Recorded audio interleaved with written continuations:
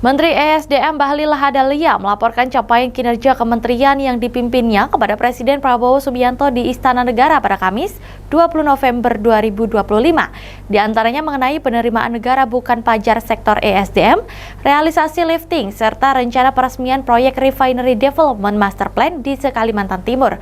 Menurutnya, proyek itu akan menciptakan lompatan besar dalam ketahanan energi nasional. Dari pemerintah nggak Pak untuk itu, untuk menekan emisi net? Kita pemerintah dalam menyusun RUU PTL sampai dengan 2035 itu kurang lebih sekitar 69,5 megawatt itu adalah memakai energi baru terbarukan. Karena itu untuk urusan PLTU tidak ada lagi pembangunan yang terlalu banyak, hanya kurang lebih sekitar 30% yang tidak memakai energi baru terbarukan. Sudah barang tentu pemerintah sangat berhati-hati juga. Sebenarnya pembangkit batu bara itu bukan berarti kotor seluruhnya. Kalau kita memakai teknologi dengan carbon capture itu akan mengurangi emisi. Tetapi di RUPTL kita sampai dengan 2035 itu energi baru terbarukannya hampir kurang lebih sekitar 70%.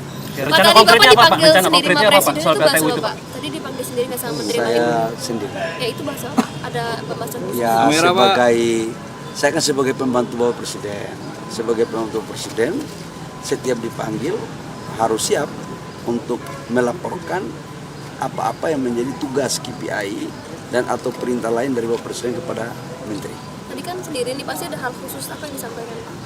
Ya khusus urusan kerjaan aja. Laporannya apa Pak? Laporannya Pak? Ya kerja rutin. Saya kan harus melaporkan terhadap target di dalam APBN. Kan sebentar lagi kan bulan Desember mau selesai. Bagaimana PNBP kita? PNBP kita sudah 85% dari target yang diberikan dalam APBN. Kemudian lifting juga alhamdulillah mencapai target. Kemudian saya juga melaporkan tentang rencana peresmian RDMP di Kalimantan Timur. Yang kalau itu diresmikan, maka insya Allah 2026 kita sudah mencapai swasembada di bidang energi solar dan aftur. Ini yang kita lagi rencanakan ke depan. Pak, jadi RDMP-nya kapan Pak? Kemarin kan 10 November Pak, tapi mundur itu. Rencananya insya Allah doain di tanggal 17 Desember. 17 Desember. Bisa kita resmikan ya. Kembali tadi soal adanya polisi yang di Kementerian SDM itu bagaimana tanggapan Bapak Pak? Kalau kementerian apa? Kalau dari MK kan putusannya polisi aktif nggak boleh jabat di kementerian Pak. Di SDM ada beberapa anggota dari Polri termasuk Inspektur Jenderal kita itu pangkatnya apa bintang 3 atau apa namanya komjennya. Dan setelah ada keputusan MK nanti kita lihat perkembangan apa yang menjadi kajian dari Menpan RB, kemudian dari Mendagri, kemudian dari Menteri Hukum, apa yang menjadi kajian, setelah itu baru kami akan ikuti. Kalau dengan adanya Polri aktif itu apakah membantu kinerja SDM? Oh sangat. Polisi aktif, kemudian jaksa aktif. Jaksa juga kan ada di kantor kami. Dirjen Gakum kan dari jaksa. Dan saya pikir ini sebuah kolaborasi yang baik dan sangat membantu. Tapi dari kementerian apakah akan ada kemungkinan untuk menyerahkan itu kepada instansi Polri untuk Polri aktif masih ada di kementerian atau menyerahkan kepada pribadi masing-masing saja Pak? Kita lihat aturan nanti pasca keputusan MK apa yang diputuskan oleh Menteri Hukum, Menpan RB, maka itu pasti akan menjadi rujukan ya.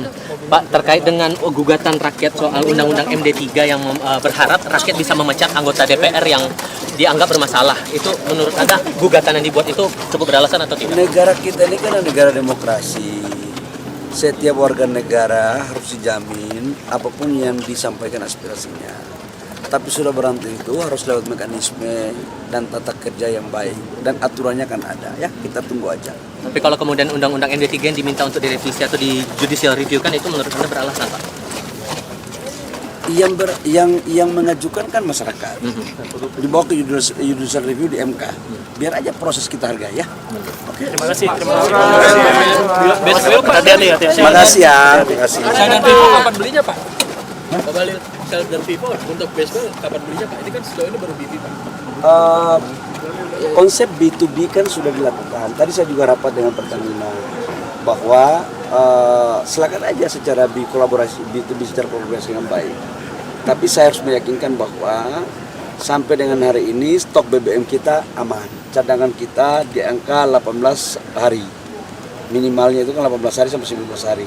Dan clear.